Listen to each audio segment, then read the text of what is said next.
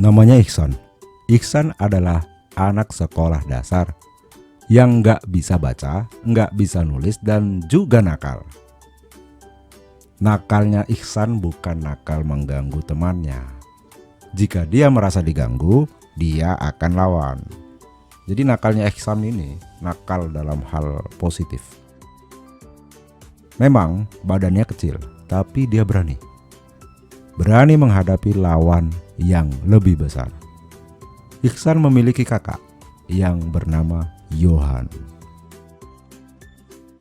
Selamat datang di channel Males Nonton. Channel ini adalah channel yang menceritakan atau merangkum sebuah cerita film secara singkat agar para penonton setidaknya sedikit tahu isi cerita dari film tersebut, dan agar para penonton kepingin untuk ikut menonton film versi penuhnya.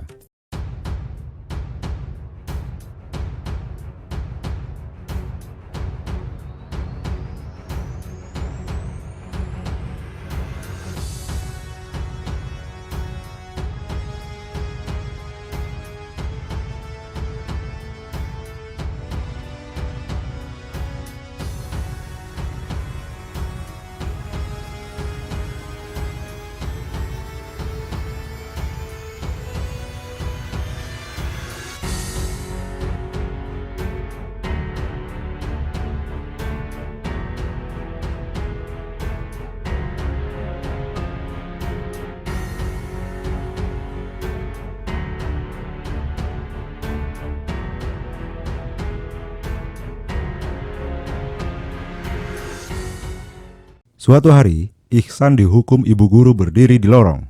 Ya, sama kayak Nobita dalam film Doraemon ya. Ihsan dihukum gara-gara nggak bisa baca. Dia tetap happy menjalani hukuman. Saat gurunya keluar ruang kelas, si Ihsan malah kabur dari sekolah. Dia berkeliling kota sendirian. Banyak hal yang dia lihat. Namun warna menjadi pusat yang begitu menarik bagi Ihsan. Setiap dia melihat hal yang berwarna, dia terlihat begitu menikmatinya. Sampai jam sekolah berakhir, Ihsan sudah berada di mobil antar jemput sekolah dan tidur di bangku belakang.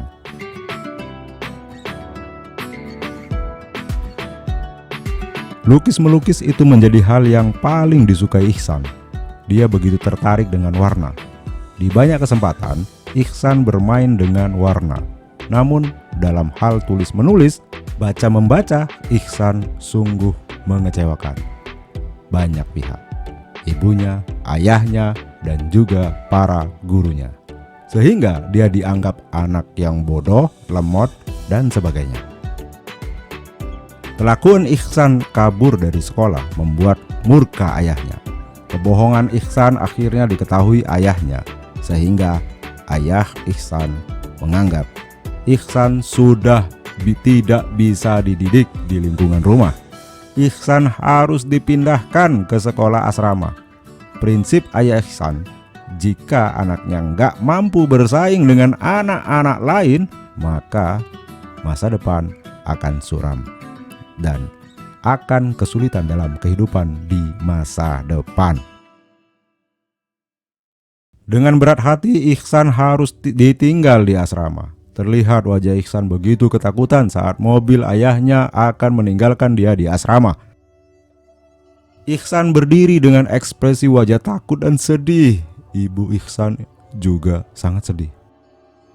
Dia nggak menyangka harus berpisah dengan anaknya. Namun sang ayah terlihat begitu tega, kejam, ya, ayah Ihsan. Ihsan terlihat begitu terpukul atas keputusan ayahnya. Di asrama, Ihsan semakin terlihat bodoh, tidak bersemangat. Berbeda dengan ketika Ihsan berada di lingkungan rumah. Ihsan ceria di rumah, walau terlihat nakal dan urakan. Di asrama ini Ihsan jadi anak pendiam. Bahkan Ihsan juga tidak mampu mengikuti pelajaran di sekolah. Ihsan jadi bahan tertawaan teman-teman barunya. Namun tidak semua teman mengejeknya.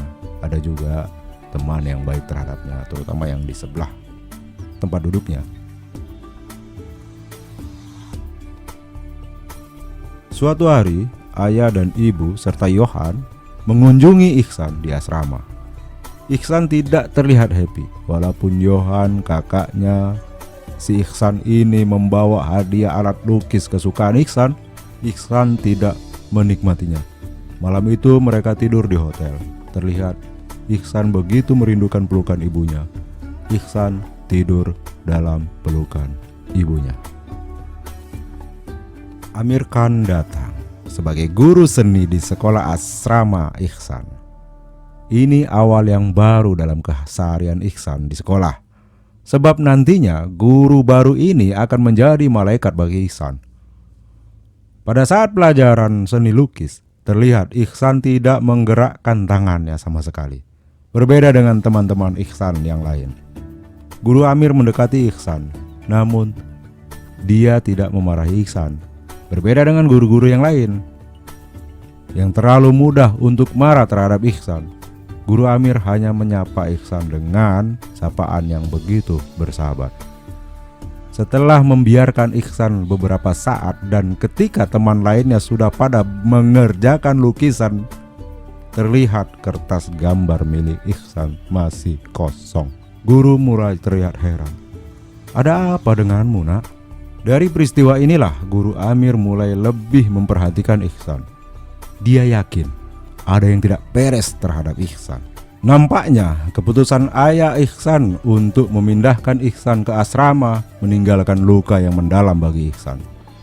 Ihsan jadi benar-benar pendiam, suka menyendiri dan gak mau berbicara sama siapapun juga. Bahkan saat ibunya telepon, Ihsan sama sekali tidak berbicara. Hanya menangis. Guru Ihsan mulai meneliti dan mencari tahu tentang Ihsan. Dia bertanya ke teman sebangku Ihsan dan melihat buku-buku milik Ihsan. Dia melihat banyak tulisan yang hurufnya terbalik. Guru Amir mulai paham. Ihsan adalah anak autis. Anak ini kesulitan mengenal huruf. Kebetulan Guru Amir juga mengurusi anak-anak keterbelakangan mental di sebuah yayasan. Dia memikirkan Ihsan lebih dalam dan dia pikir harus segera mengambil tindakan. Guru Amir memutuskan dia akan mengunjungi rumah orang tua Ihsan agar mendapat informasi lebih banyak lagi tentang Ihsan. Sesampainya di rumah Ihsan, dia meminta buku-buku milik Ihsan dan masuk ke kamar Ihsan. Dia melihat banyak lukisan dan karya seni lainnya. Sungguh menakjubkan. Ihsan anak yang cerdas dalam bidang seni lukis dan seni lainnya. Bahkan lukisan Ihsan mampu menceritakan sebuah kejadian seperti kejadian Ihsan dipisahkan dari keluarganya. Semua tertuang dalam lukisan. Perdebatan pun terjadi. Ayah Ihsan tetap menganggap Ihsan anak yang bodoh dan gak mampu bersaing.